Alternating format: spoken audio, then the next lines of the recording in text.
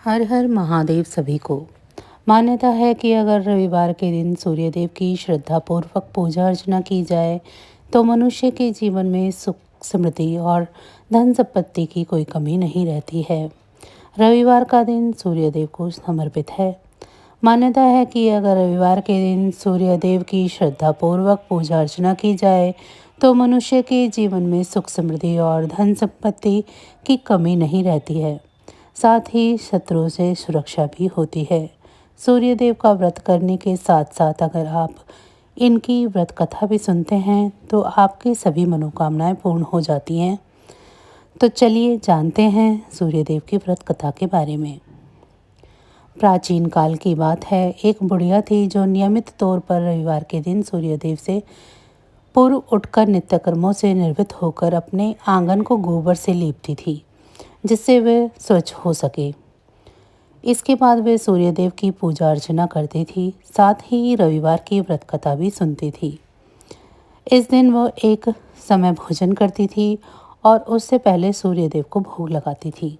सूर्यदेव उस बुढ़िया से बेहद प्रसन्न थे। यही कारण था कि उसे किसी भी तरह का कोई कष्ट नहीं था और वह धन धान्य से परिपूर्ण थी।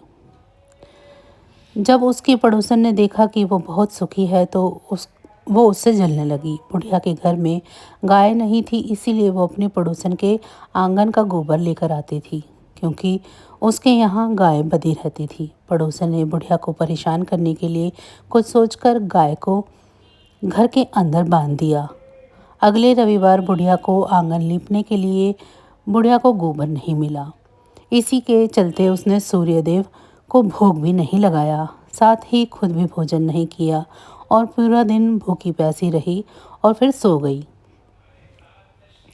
अगले दिन जब वह सोकर उठी तो उसने देखा कि उसके आंगन में एक सुंदर गाय और एक बछड़ा बंधा था। बुढ़िया गाय को देखकर हैरान रह गई। उसने गाय को चारा खिलाया। वहीं उसकी पड़ोसन बुढ़िया के आंगन में बंधी सुंदर गाय और बछड़े को देखकर और ज़्यादा जलने लगी, तो वह उससे और अधिक जलने लगी। पड़ोसन ने उसकी गाय के पास सोने का गोबर पड़ा देखा तो उसने गोबर को वहां से उठाकर अपनी गाय के गोबर के पास रख दिया। सोने के गोबर से पड़ोसन कुछ ही दिनों में धनवान हो गई। यह कई दिनों तक चलता रहा। कई दिनों तक बुढ़िया को सोने के गोबर के बारे में कुछ पता नहीं था। ऐसे में बुढ़िया पहले की तरह ही सूर्यदेव का व्रत करती रही, साथ ही कथा भी सुनती रही। इसके बाद जिस दिन सूर्यदेव को पड़ोसन की चालाकी का पता चला तब उन्होंने तेज आंधी चला दी। तेज आंधी को देखकर बुढ़िया ने अपनी गाय को अंदर बांध दिया। अगले दिन जब बुढ़िया उठी तो उसने सोने का गोबर देखा तो वह बहुत ही आश्चर्यचकित हुई। तब से लेकर आगे तक उसने गाय को घर के अंदर ही बांधा। कुछ दिन में ही बुढ़िया बहुत ही धनी हो गई। बुढ़िया की सुखी और धनी स्थिति को देखकर पड़ोसन और जलने लगी। पड़ोसन ने अपने पति को समझा बुझाकर उसे नगर के राजा के पास भेजा। जब राजा ने उस सुंदर गाय को देखा तो वह बहुत खुश हुए। सोने के गोबर को देखकर तो और भी खुशी का ठिकाना न रहा। उसे नगर के राजा के पास भेज दिया। सुंदर गाय को देखकर राजा बहुत खुश हुआ। सुबह जब राजा ने सोने का गोबर देखा तो उसके आश्चर्य का ठिकाना न रहा। वहीं बुढ़िया भूखी प्यासी रहकर सूर्य भगवान से प्रार्थना कर रही थी। सूर्यदेव को उस पर करुणा आई। उसी रात सूर्यदेव राजा के सपने में आए और उससे कहा कि हे राजन, बुढ़िया की गाय व बछड़ा तुरंत वापस कर दो। अगर ऐसा नहीं किया तो तुम पर परेशानियों का पहाड़ टूट पड़ेगा। सूर्यदेव के सपने में आने से राजा को बहुत बुरी तरह डर लग गया। उसके बाद राजा ने बुढ़िया को गाय और बछड़ा वापस लौटा दिया। राजा ने बुढ़िया को ढेर सारा धन भी दिया और साथ में क्षमा भी मांगी।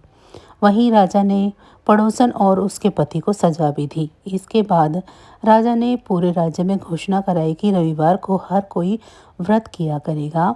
सूर्यदेव का व्रत करने से व्यक्ति धन धान्य से परिपूर्ण हो जाता है और साथ ही घर में खुशहाली भी आती है।